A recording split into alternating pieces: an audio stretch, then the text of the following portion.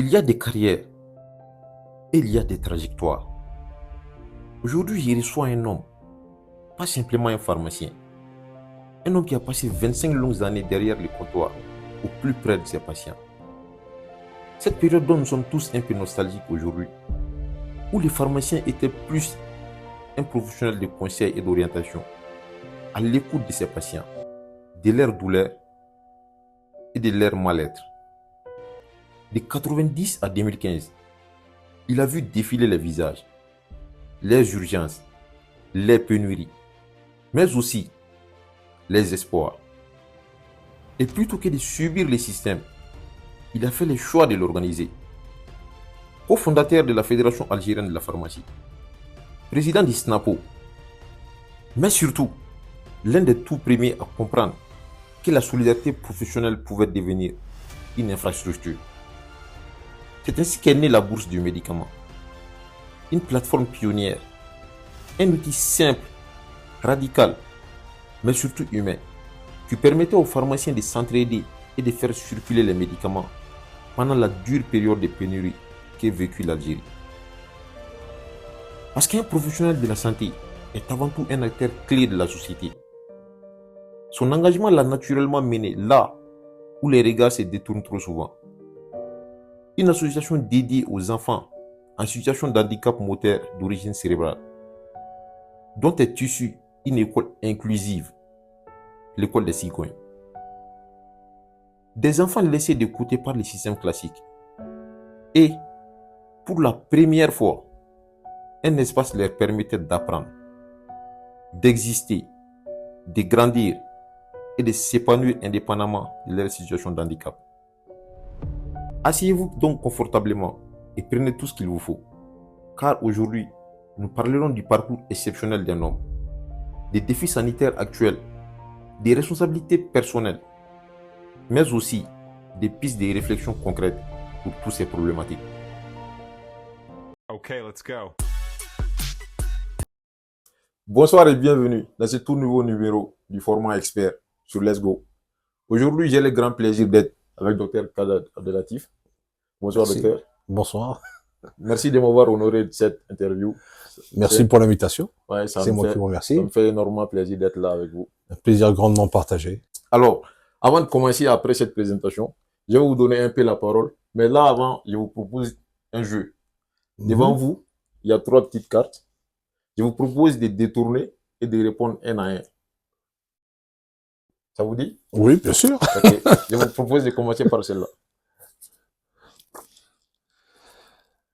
L'aspect qui me passionne le plus dans ma discipline est, je suppose, de pharmacien, journaliste santé. Oui. Eh ben, c'est la recherche d'informations, l'information opportune qui peut aider le mieux le professionnel de santé dans sa pratique quotidienne. Oui. Je pense que c'est ce qui me passionne le plus. Et partager cette information, la synthétiser et la partager. Je pense que c'est ce qui me passionne le plus. Donc, en gros, démocratiser, mettre l'information à la disponibilité des uns et des autres. Tout à fait, parce que l'information sert à la prise de décision. Justement, quand on a une bonne information, donc c'est essayer de relever le défi, de donner la meilleure, enfin une bonne information, la meilleure aussi si on peut y arriver, oui. pour aider les collègues à bien exercer leur pratique pharmaceutique. Oui. Ok. Là, je vous propose de continuer. On en reviendra au long de l'interview. Je vous propose de tourner la deuxième carte. La deuxième. Oui, Mon engagement auprès des enfants en situation de handicap m'a profondément changé parce que les enfants infirmes moteurs d'origine cérébrale, qu'on appelle aussi l'IMC ou la paralysie cérébrale, c'est vrai que ça change la personne quand on accompagne ces enfants.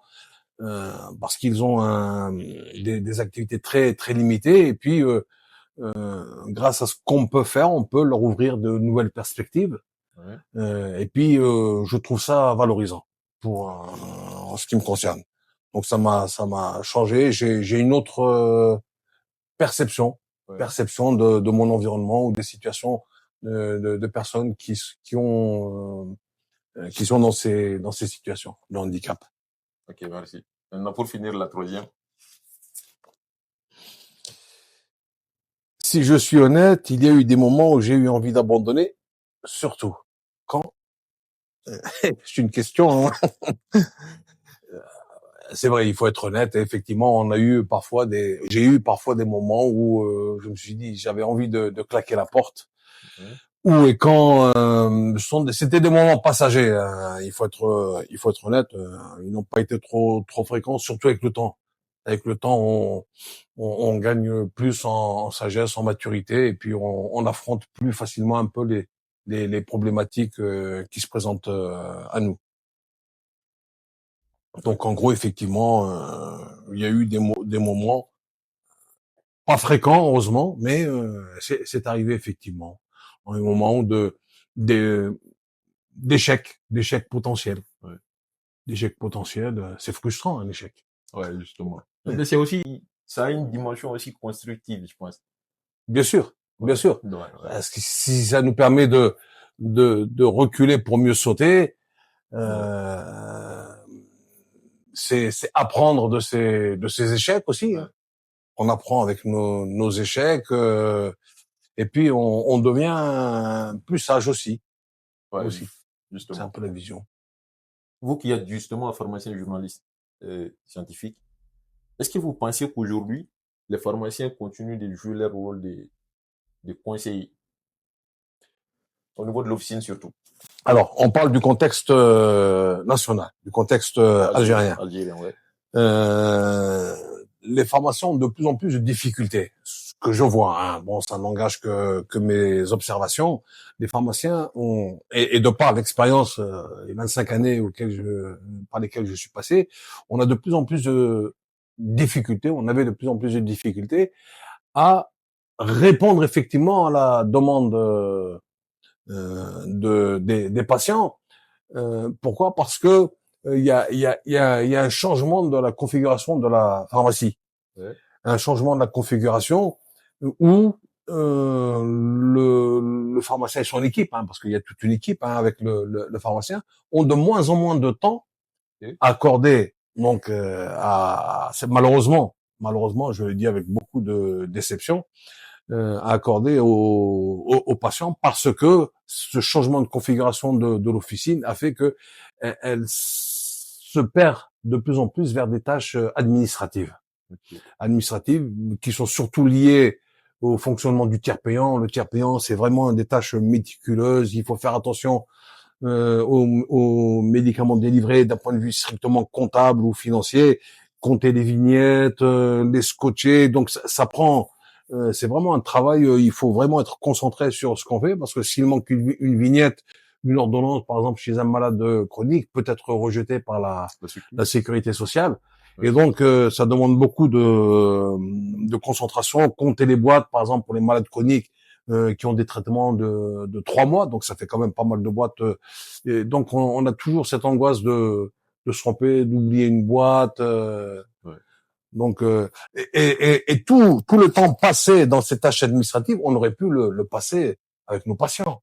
Nos patients avec, leur posant des questions sur est-ce qu'ils ont rencontré des difficultés dans leur prise de traitement, pour bien leur expliquer comment prendre les traitements, voir l'impact de ces traitements, par exemple chez l'hypertendu, est-ce que sa tension est stabilisée, est-ce qu'il y a eu des variations, etc. Donc, et discuter avec le patient, voir s'il n'y a pas des problèmes connexes à leur situation de tous les jours. Et puis, et bien sûr, il y a toute une série de liens qui se créent avec entre le professionnel de santé, le pharmacien lui-même, Ouais. le pharmacien lui-même qui est souvent en Angleterre on l'appelle le gatekeeper, c'est-à-dire un peu la porte d'entrée du système de soins parce qu'il est accessible, c'est connu, hein, Ouais. il est accessible toute la journée, son rendez-vous. Un professionnel de santé, c'est quand même pas mal hein, Il a beaucoup plus de pour les temps avec les citoyens. patients. Ouais. Tout à fait, tout à fait. Donc c'est dommage qu'il y ait cette configuration qui a évolué dans qui a phagocyté un peu le temps que le pharmacien aurait pu consacrer, il fut un temps à ses patients. Ok. Mais là, dans ce contexte particulier, est-ce que vous pensez on aura plus besoin du pharmacien dans la forme que nous connaissons actuellement, ou bien il faudra une autre type de pharmacien qui doit sortir de ces lots? On est obligé d'aller vers une reconfiguration de l'officine, toute l'officine entière. Il y a le pharmacien et son équipe, Ouais. il y a la dispensation, il y a d'autant plus qu'on est à l'heure de l'intelligence artificielle qui est en train de bouleverser complètement la configuration de notre système de santé. Et l'intelligence artificielle, la question n'est pas est-ce qu'il faut travailler avec l'intelligence artificielle, Ouais. mais comment faut-il travailler avec cette intelligence artificielle. Donc ça, c'est en train d'évoluer très très rapidement. Donc le pharmacien classique, Ouais. l'activité classique de la pharmacie, elle ne pourra plus répondre aux besoins de santé de la population. Ouais. Elle doit s'adapter. Comme les maladies évoluent, donc comme les besoins des malades évoluent, donc il va falloir s'adapter. Ouais, justement, vous parlez tantôt de l'intelligence artificielle ou bien des intelligences artificielles. Actuellement, c'est une vraie question, c'est un vrai sujet. J'aimerais bien qu'on élargisse un peu. Quels sont les réels défis dans le monde de la santé à cette ère d'intelligence artificielle? Les réels défis. Les réels défis, ouais. Déjà, un premier défi, c'est bien utiliser cette intelligence artificielle. Ouais. Comment l'utiliser pour en faire un outil qui va aider le professionnel de la santé, Ouais. pour une meilleure prise en charge de ses patients, puis encadrer ces pratiques parce que il faut impérativement les encadrer parce que Ouais, il faudrait. même les patients ont accès à des formes d'intelligence artificielle et puis donc il faut être en mesure de répondre. Ils vont se poser des questions Ouais. et il faudra que les professionnels de santé soient en mesure de répondre aux questionnements des patients après leur navigation sur l'internet, après les diverses informations piochées un peu à droite à gauche, la bonne information, la mauvaise information, comment les aider un peu à séparer le bon grain de livret, comme on dit, Ouais. la bonne information de la mauvaise. Donc tout ça, il va falloir en parler avec les patients. De plus en plus, la situation se présentera au comptoir, en officine. Ouais. Mais est-ce que vous êtes assez optimiste? Est-ce que vous estimez que le cadre il est bien posé? De nature, je suis optimiste. Ok, c'est Ok. déjà bien. Ouais. Donc, de nature, je suis optimiste. Je crois en l'intelligence humaine. Ok, ouais. Donc, l'intelligence, pour moi, c'est la capacité à solutionner des problèmes. Et puis, c'est vrai que ça va évoluer de manière assez complexe, rapidement certainement, également. Et donc, il va falloir être réactif. Il va falloir que nous, professionnels de la santé, soyons réactifs, soyons capables euh, non seulement d'affronter la situation du moment présent, mais également anticiper comment la situation va évoluer dans les futures années afin de nous préparer. Donc de ce côté-là, je suis optimiste. Je le dis encore une fois, et il nous faut nous préparer. Il nous faut poser Ouais. le cadre éthique de l'utilisation de si on parle de l'intelligence artificielle, dans quel cadre éthique on pourra utiliser cette intelligence artificielle, comment elle est là pour accompagner le professionnel de santé, c'est pas elle qui décide. Elle propose et le professionnel de santé décide. Là, il faut que les professionnels de la santé aient un certain recul, une certaine formation, un certain esprit critique pour pouvoir analyser et sortir, comme vous le disiez, peut-être, Très important, absolument, les bons absolument. grains. L'esprit critique, c'est l'esprit du scientifique. Hein. Les Ouais. professionnels de santé sont des scientifiques, donc ce sont des remises en question déjà de l'exercice de la pharmacie, la capacité à anticiper encore une fois sur le devenir de la profession, ce qu'elle va devenir, comment on pourra s'adapter dans les contextes futurs. Et puis voilà. Donc c'est l'anticipation. C'est l'anticipation. Il faut être capable de faire ce qu'on peut appeler aussi une veille informative, de l'information sur ce qui se passe dans les autres pays, comment les collègues des autres pays ont passé ces différentes phases, comment ils ont vécu ces situations, comment ils se sont adaptés à ces situations, pour que nous, on puisse voir si nous est possible d'implémenter leurs expériences, d'échanger. Il y a des contacts maintenant, on est à l'heure de l'Internet, les contacts sont facilités, en gardant toujours à l'esprit le patient qui vient voir son professionnel de santé parce qu'il est en train de souffrir.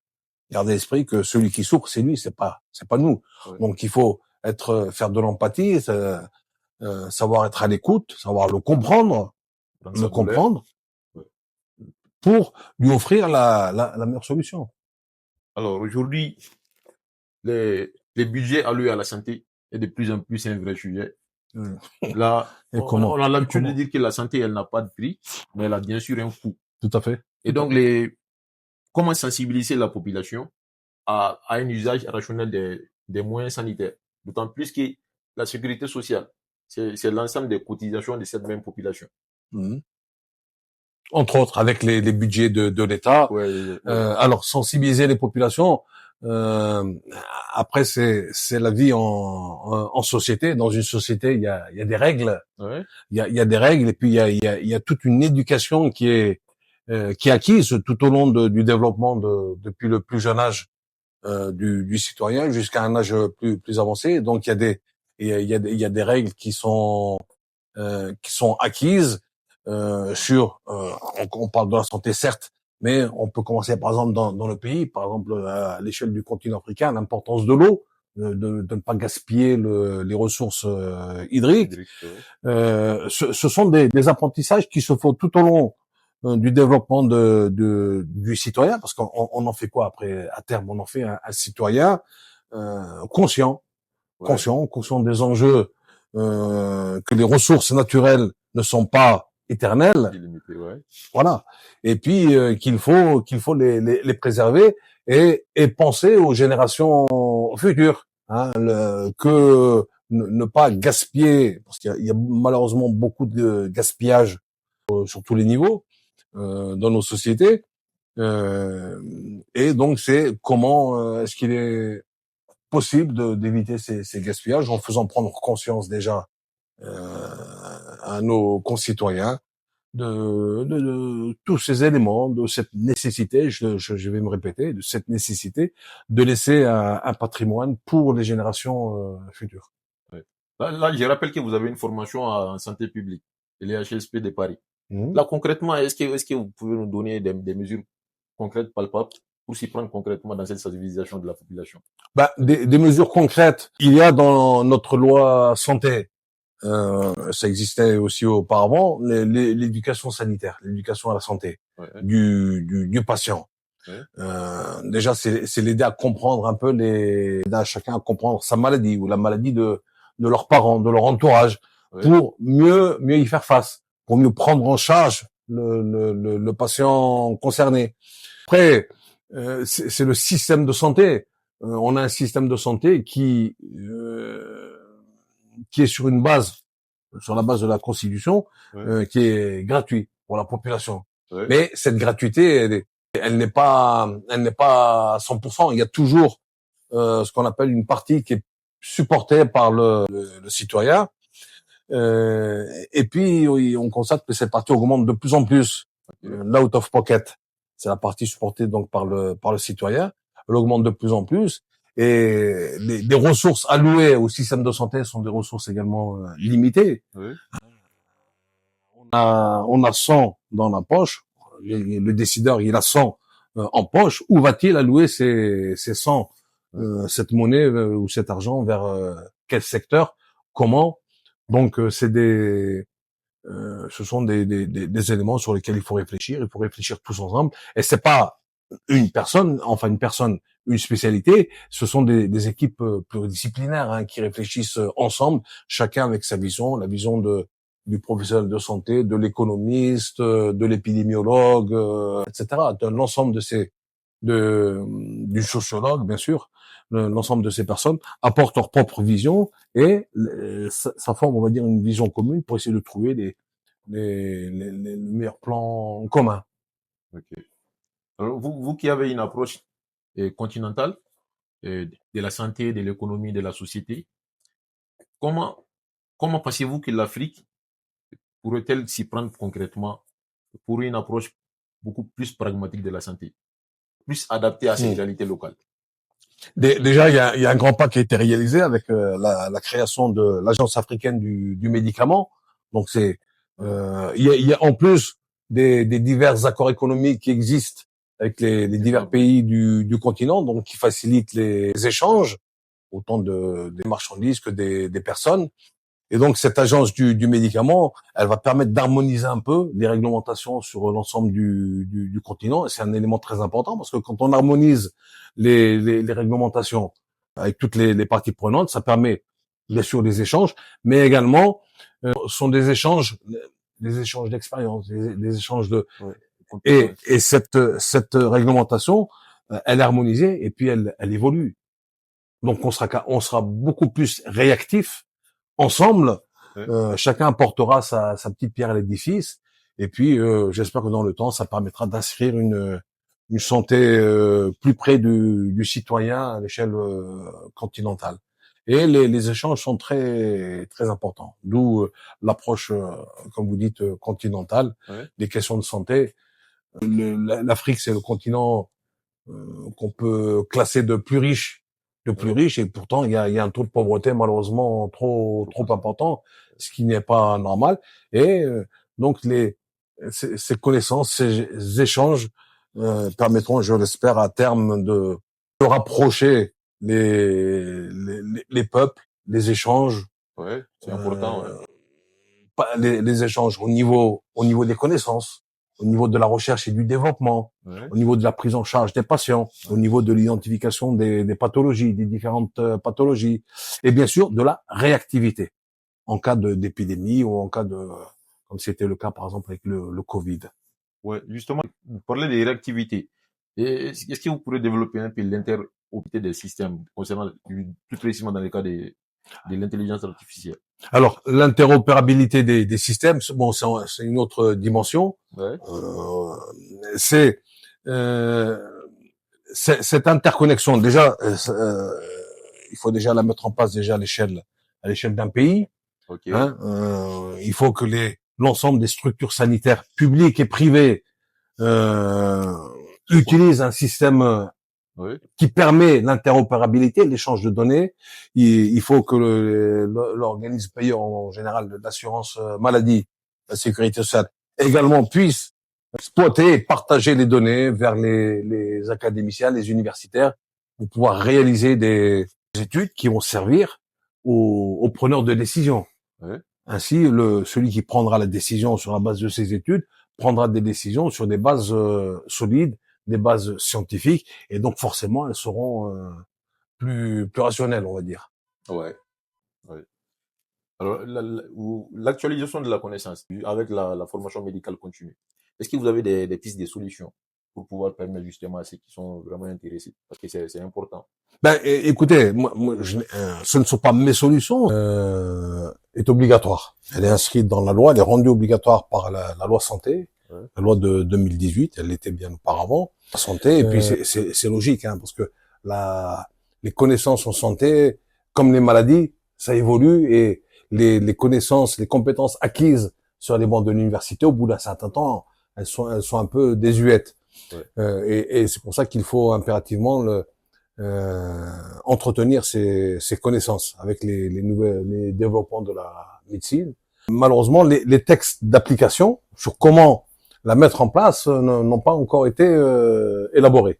Okay. On peut citer des exemples. Certains pays utilisent les crédits formation qui doivent être obtenus pour chaque professionnel de santé au cours d'une année, au cours d'une période donnée, pour pouvoir continuer à exercer.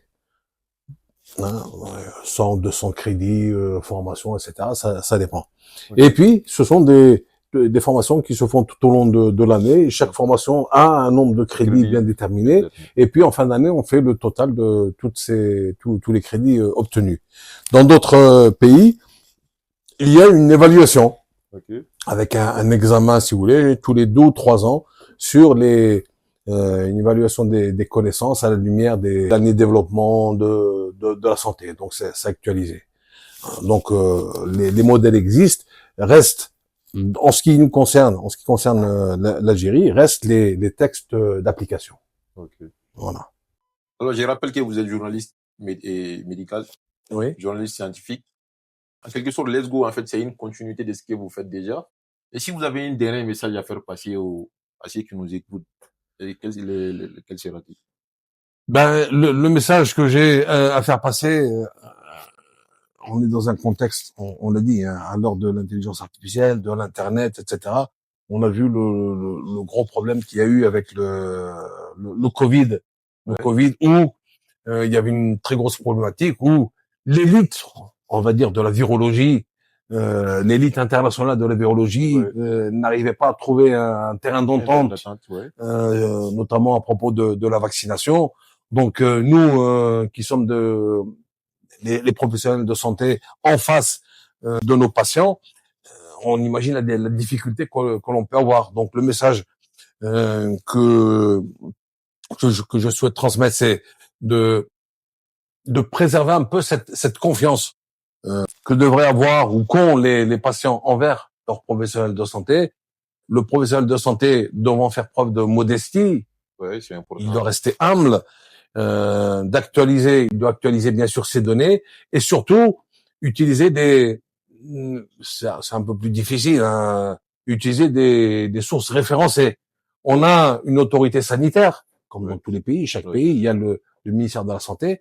Donc c'est l'autorité sanitaire qui incarne, on va dire, entre guillemets, si on peut dire ça, de vérité scientifique, c'est-à-dire on doit suivre un ouais, petit peu cette autorité sanitaire, en espérant que l'autorité sanitaire puisse se doter des compétences. Et il y en a, ouais, elle en a, ouais, non. elle a les conseillers, ses propres conseillers, et puis pour qu'il y ait un seul son de cloche. Comme ça permettra de mieux, parce que le citoyen, il est exposé notamment aux fake news en santé, qui sont de plus en plus nombreux, et donc discuter, poser des questions. Il faut être aussi responsable. Discuter, poser les questions à votre professionnel de santé, et puis demander un éclairage sur telle maladie, sur tel problème de santé publique. Ouais, Ou autre. Je pense que c'est à travers la relation de confiance, et j'insiste pour que le professionnel de santé reste humble, ouais. fasse preuve d'une grande empathie vis-à-vis des patients pour mieux cerner les préoccupations, et bien sûr ça permettra de mieux répondre à ces préoccupations. Ok, merci bien. Merci également à vous de nous avoir suivis tout au long de cet entretien. N'hésitez pas, si vous avez aimé la vidéo, de liker et d'activer la cloche de notification pour être régulièrement au courant des nouvelles publications. Let's go.